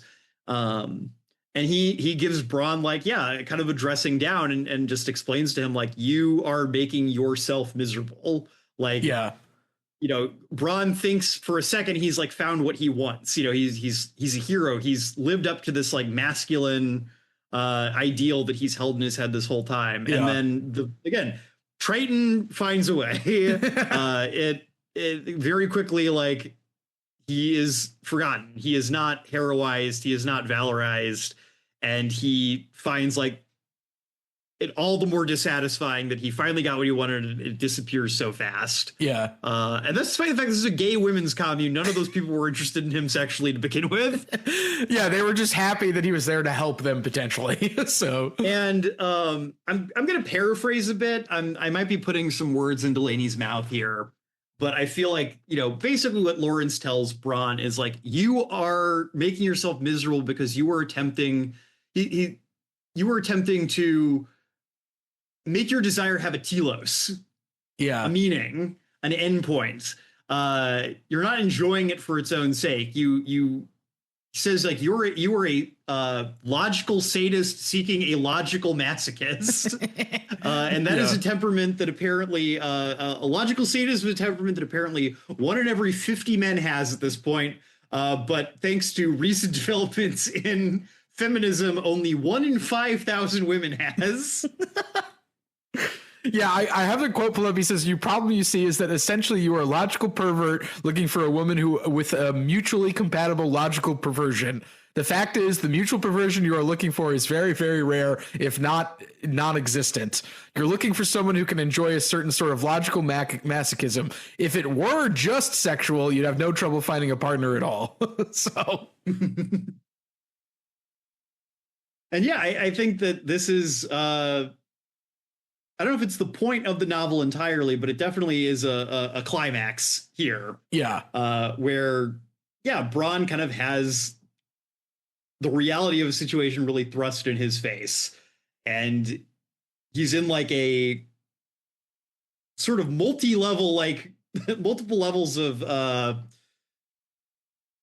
vulnerability here based on getting broken up with, having like a bunch of people he cares about suddenly dead out of nowhere. Yeah. Having his home like destroyed, but also like finding out he's again. It feels a little bit kind of like he went through like a society-wide version of like Dostoevsky, like going up to the gallows, and then the commanding officer just being like, "Psych." Yeah. Yeah. Actually, yeah. Go back to your life. Yeah. So. And, you know, it really does feel like Delaney, really kind of taking the masculine ego to task here for a minute, or the heterosexual male ego to task in a way that I thought was really like cleverly worded and fun to read, in addition to being very biting. I like the bit where he's like, he tells Bronn, like, the thing is, you know, women have only been considered people by society for, he says, 65 years, which I don't know. Again, I don't know what year this book takes place in, but that's kind of crazy. And he's like, men have had the benefit of 4,000 years of being considered people. And so women just don't put up with bullshit the same way you do, Bronn. Yeah. And like, to your point, like, I remember Delaney had talked about axe grinding in the Dispossessed, and I feel like, yeah, it gets axe grindy there, but again, there's a point to it, and the character has precedence for saying it. So, because he's sort of observed Bronn's hangups, you know, in the past. Yeah. So Bronn takes these kind of multiple layers of psychic trauma and makes an interesting choice. Yeah. He trains himself. Yeah, he becomes a woman, which again takes 17 minutes, and it's interesting how helpful the technicians are and how obstinate Bronn is about it, because they keep sort of saying like, "Oh, do you want this? Do you want that? Like, are you thinking about this?" And Bronn's just like, "I would like to become a woman." Like, he just kind of keeps repeating it, like he's on the phone with CVS and they're giving you the automated teller thing, and you just keep repeating, "Please talk to somebody." And so like Delaney gives a little bit of like, you know, here's some science that I've worked up about chromosomes and sexual differences. And then Bronn, emerges 17 minutes later in a great deal of pain, and the pronouns switch over because Bronn is a woman. Yes. So I found myself kind of puzzling over this part of the book. Yeah. Because on the one hand, I think it's actually one of the most like certainly the most like compassionate portrayal of like getting a sex change. I think I've read in literature in terms of just like, oh yeah, the doctors and counselors are actually incredibly helpful, and it's an incredibly speedy and efficient process. Yeah. And it's made very clear, in kind of Delaney's text that this is like a normal thing normal people do for all sorts of reasons. There's a lot of room made for like he talks. I don't know quite if it's going to make it in here, but we talk a little bit. There's a bit about like how a lot of times like they don't bother like altering your chromosomes because it doesn't really do anything. But if people ask because it makes them feel better, they do it. Yeah, because he says something like, like Bron does, what does that do? And he goes, surprisingly, very little. Like, yeah, so. Because an X and a Y chromosome are basically kind of the same. Yeah. But I found a lot of people, again, like, I think if there was a criticism I found when I was going through that story graph page that I found a little more compelling, it was the treatment of Bron as a trans character. Yeah. Because I think that a lot of people read this part very straightforwardly, and I'm not necessarily saying that they're wrong to, but that Bron is actually a trans woman. And this is like I don't exactly like using this language, but like this is a genuine transition. Yes. And I'm not sure that's the case, to be quite frank. And you think that's in the sort of depiction of Bron as a woman in this part of the book? Well, okay. So I think that the question is whether or not, like, is Bron in becoming a woman actually liberating him, her, their self, or is this like another level of like repression and like self-denial? Well, so this is where I brought up the Sam thing, because as we talked about, Sam becomes a black man because that's what women that he used to be liked. And I wonder if Bron hears this and says like, well, if the odds are that there's more men for a person like me than there are women, like you said, Lawrence said, then I'm going to improve my odds, as it were, and get to transition. And he says this more, or they say this more or less to Lawrence. And then basically, since Bron hasn't changed any of his behavior, Bron, or any of her behavior, she can't actually manifest this. Yeah, I mean, I think what I say, like, is this a genuine transition? I think the question I kind of am finding myself asking, I think you kind of illustrated what I mean there, Ben. Like, is this really what they want? Or is this like an attempt to just change something? Because I think there's a really interesting bit in kind of this conversation she has with this doctor and this counselor about her sex change, where she's like, can you make me a virgin? Oh yeah. And they're like, well, we can like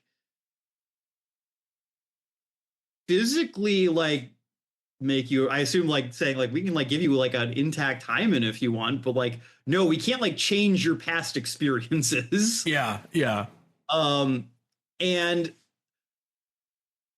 I will say, like, if there's like a problematic element in this text in terms of the portrayal of the trans experience, there's a bit where, again, when she's having this conversation with Sam later, where Sam is like, yes, Bron, you are a woman now, but you are a woman who is created by and for a man, and that is who you used to be. Yeah. Which is something I think would be incredibly problematic to say to a trans person living in 2026. Yes, who has had to undergo untold trials and tribulations to like achieve something that has probably not earned them any greater social cachet in any way, and has in fact disadvantaged them in a plethora of ways. If we're speaking objectively here, I think that you can read that passage very problematically. Yeah. for that reason, because that is a terrible thing to say to a trans person. To say that, like, you know, that it's kind of verging on like autogynephilia discourse in a way. Yeah. But Delaney is not writing about 2026. Yeah. Delaney is writing about a hypothetical future where you could change your sex basically, you know, with greater ease than like people get like a facelift or like Botox today. Yeah, and from the perspective of like what 75, you know, whenever he was writing this book before it came out in 76. Yeah, and I'm not even getting into like the that part of the equation, because I don't necessarily want to speculate a ton on like what Delaney's like personal feelings on trans people were at the time, because I just don't know. Yeah. But you know, I think that again, in the context of like the world he's writing about, transitioning is a totally different phenomenon. Yeah. And there are people who I think, again, like if there was a world where people could transition that easily, there would absolutely be people who transition for, I don't want to say illegitimate reasons, but reasons that are not the reasons that people today choose to transition. Don't they even say some people like change it back? Like, I feel like the doctor and the counselor say that as well. Well, I mean, even like we were kind of joking at the beginning of the show, like if I lived in this world, I would get my sex changed like every couple weeks just for the fun of it. Right. Yeah. And you would be right to do that on Triton as well. So, yeah. Exactly. You know, it's a totally different sort of relation to it. And especially given Braun's clear, like psychosocial hangups, shall we say, you know, there's something that, you know, there's some hay made of the fact that he maybe is like unconsciously making himself worse at his job because he thinks that he's a woman now, and that means he can't be good at his job anymore. Yeah. And that's, yeah. But, you know, I think that there is something there that I found interesting in terms of this question where, again, he wants to like, in some level, he's transitioning in an attempt to erase his past. Yes. Yeah. He has reached a point of like such self-loathing that the only thing he can think is basically to try to find a way to commit suicide without actually killing himself, because that is, you know, he's still too narcissistic to do that. Right. And so transitioning becomes a way of like attempting to outrun like the fact that he does not like himself. And then when he transitions and he finds out he is still, or I'm using he, I apologize. She finds out that she is still unhappy and unsatisfied. Like, this does not read as like a liberatory trans narrative to me. Yeah. As she goes to, not saying like all trans narratives have to be like uplifting, but I don't think that's what I mean. Like, I mean, like transitioning does not seem to help them at all. In fact, it just seems to be like another way for them to be shitty to themselves and others. Well, and she like goes to the singles bar and she just doesn't like, there's this sort of like, I'm almost like frightening scene where like they say like, look, you can stand over there if you want to approach, and you can stand over there if you want to be approached. And she like doesn't know where to go. And then she sees like in her mind thousands and thousands of bars with fewer and fewer people until one bar is just her alone at the bar. Like and in that like image, like it's implied that she's neither trying to be assertive or trying to let people come to her, and it's just like awkwardly at this bar. Then she sees Sam, she fixates on Sam, she's like, Sam, I actually love you. And Sam's like, whoa, baby, like, let's take a walk. Like, and then he's basically just like, listen, you need to like figure your stuff out. Like I'm over here. Like, you know, he says something to the effect of what you said. I'm over here trying to get laid. Like, I can't spend all night with you. I'm going to talk to somebody else because I know what I want. And Braun does not appear to know what she wants. So, yeah, well, you know, I think that there is a way in which maybe, again, Delaney's kind of problematizing the section with Lawrence earlier, where he tells Braun what Braun wants, or what he thinks Braun wants. Yeah. And Braun has taken that and ran with it. Yes. Yeah. And been like, that is what I want. I am, I have this logical perversion. I need to find some way to get what I want, even if that means becoming a woman so that I have a better chance of finding a man who wants the same thing that I do. But Braun is still not actually taking responsibility for their desire. They're still not embracing it. They're still letting other people define it for them. And I think if there is something that feels relatable about Braun, it is actually the fact that they're pretty clearly traumatized by their time as a prostitute. Yeah. I think Delaney does not harp on it. It's not something that is like given like a lot of Sturm und Drang, but I think it's pretty clear if you just read the text a little closely. Like the reason Braun's sense of desire is so fucked up is because he spent like his formative years being bought and sold in a place called the Flesh Pit. Yeah. And when he's talking about it, he's very blasé, but it sort of feels like he's trying to rationalize or explain a lot of it. Yeah. And I think that if I find something relatable about Braun, it's that. It's the fact that he is clearly like he's alienated from his own desire, but it's not just because he's a bad guy. Yeah. Like he's a bad guy because he's been like systematically alienated from wanting anything because he had to want his clients when he was forced to do this. Right. And this was on Mars too, not on Triton, we should add. But yeah, I same here in terms of just, being, well, this made me think of like, I don't know the full definition in Lacan, but like the barred subject, like the idea that you can't actually access your desire directly and you have to go through sort of circuitous routes to do that. But Braun doesn't even know what those are. So, and she doesn't quite know what to do. And we don't see her take initiative, at least in this bar scene. And yeah, I also, to me, that's like the core of Braun as opposed to just being like a parody of white masculinity. Initially, that is. Yeah. Well, I think it's also telling that the chapter title for the section where we kind of see Braun most as a woman is entitled Tiresias Descending. Yeah.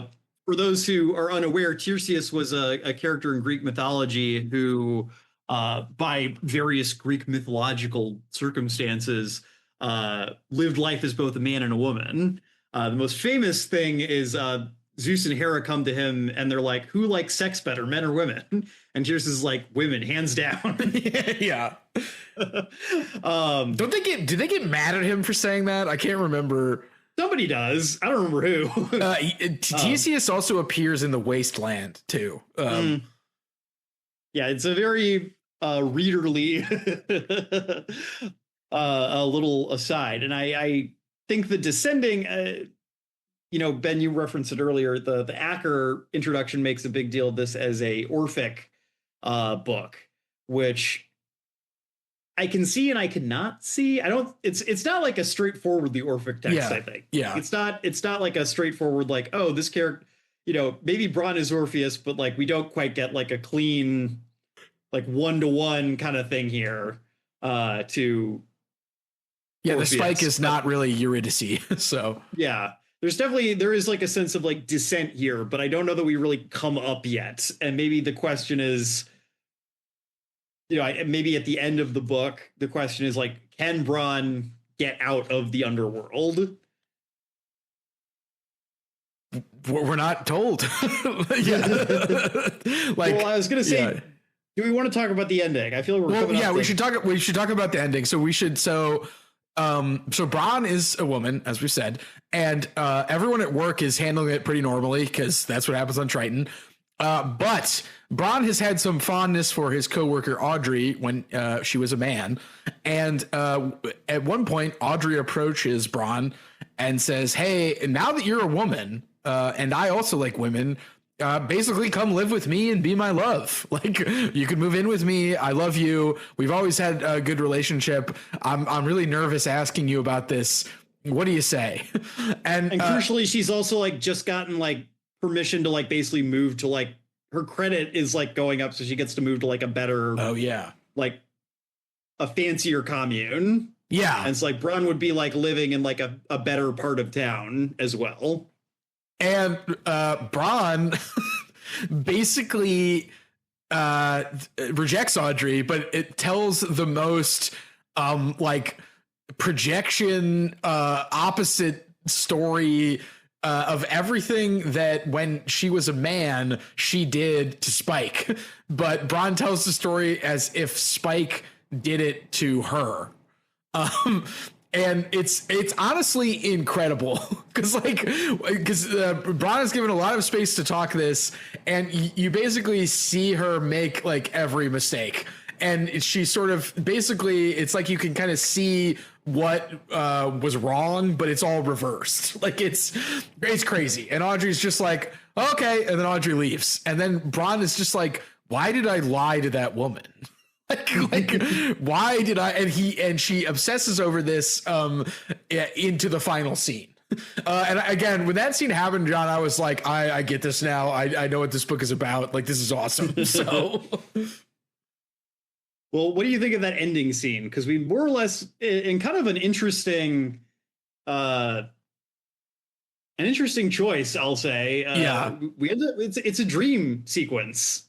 Yeah, where like she's at the bar and like only women are there, and then she sees her male self, and doesn't she like yell at him? Yeah. I actually don't know what to make of the dream sequence, honestly. Like, I only know what to make of the ending, which seems to sort of suggest that maybe it's not a good idea to make subjectivity absolutely inviolable, especially if you think that the morning will never come. Because like Bronn basically wakes up and is like really upset about this dream where she sees her male self and then yells at her, at him. And then Bronn says, like, I don't think morning is ever going to come. And it just kind of ends right there. So, like, it will never be the dawn.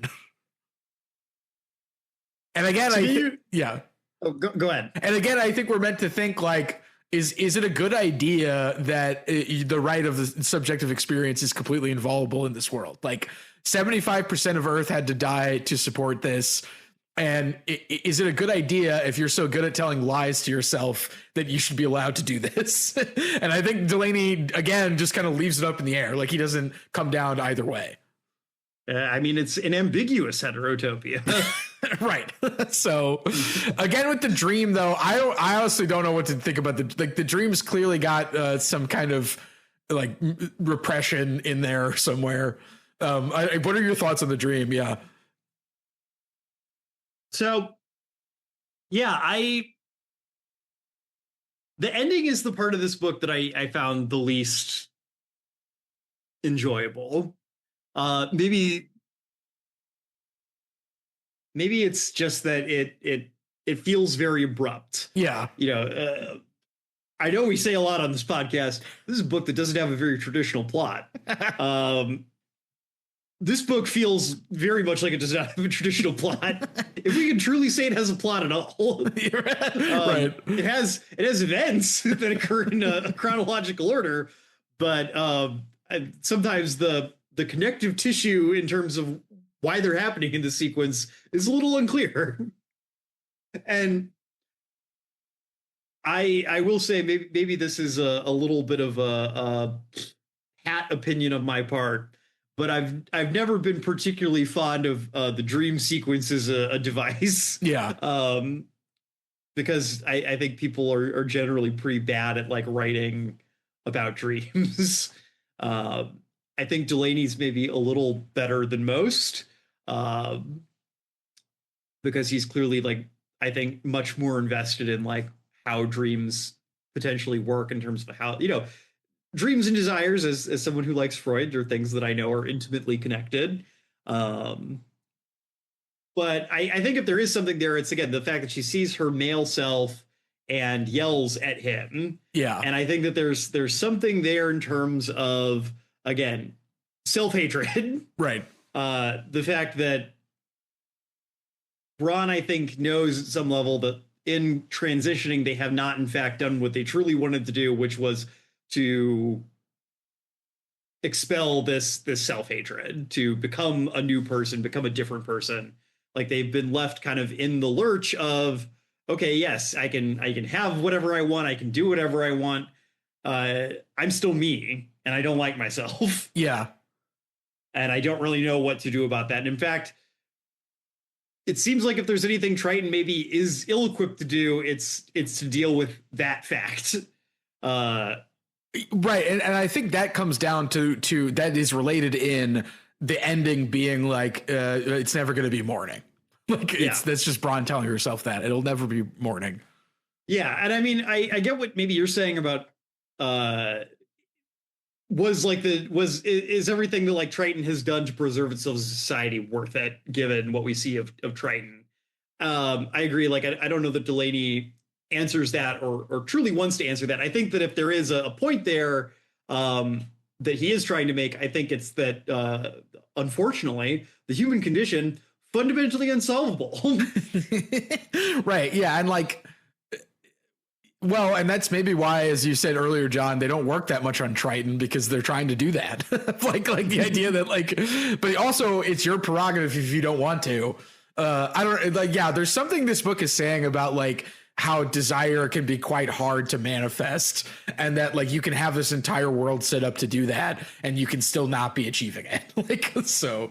Well, I think also, and you know, I think this is maybe something where I don't know if you could write a book like this from the perspective of like a native Tritonian. Yeah. But, you know, I think that Delaney is I think making a very good point that even in the occasion that like, you know, we achieve what is, you know, I think from what we see, you know, fully automated luxury, gay space communism. Remember that meme, guys? You know, the fundamental like dissatisfactions of human life will remain in some way. Yeah, we can have whatever we want, and yet the fact that you know the human system is one that like cannot actually exist in homeostasis for any length of time will remain a constant struggle. Yeah. And yeah, you'll have to the path of desire is circuitous. So yeah. So kind of a weird ambiguous ending for a weird ambiguous book. But I feel like I'm going to try to maybe read the ending one more time, because I do feel like I just didn't quite connect with it. But I feel like that's a me problem more than it's an ending problem. We also like probably don't have time to talk about it, but it's interesting that he put those appendices after the ending too that are about like the person that founded Metalogics. And I wondered if that was a kind of standard exposition-y thing. And so he was just like, I'm just going to put it at the end. So yeah, I don't know. Yeah, I don't know. This was an interesting book. I'm glad we talked about it because I feel like I feel better about it now. Whereas I was sort of existing in this, like flummoxed state, but also like enjoying it and then finally getting it by the end. So, yeah. I am feeling like I don't know, maybe just like a little relieved to be done with it. Not in a way like I didn't enjoy it, just like it's a very like frothy book. Like I felt like it was really like making me think about a lot of things in different ways, and I'm going to be chewing on it for a long time, but I'm also kind of excited to get to move on to something hopefully a little lighter in some ways. Yeah, that's right, listeners. Next episode, we'll be covering A Court of Thorn and Roses with friend of the pod, Claire. And Claire basically said, if we're going to do a romantasy episode, we just have to do the big one. So, yeah. Ooh. Oh, man, I got the schedule mixed up. I thought we were doing... I thought we were doing My Heart is a Chainsaw next. So, ooh, man. John, we're going into the abyss of female desire. Yeah, ooh. All right. Well, out of the frying pan. Ooh. All right. Well, that'll be fun.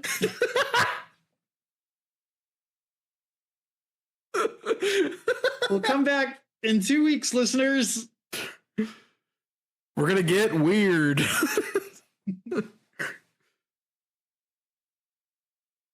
Well, thank you as always for joining us here in the Infinite Library. Yeah, I hope you enjoyed this ambiguous hetero topic episode. Yes. Until next time, I've been John. I've been Ben. And as always, Semper Books. Semper Books.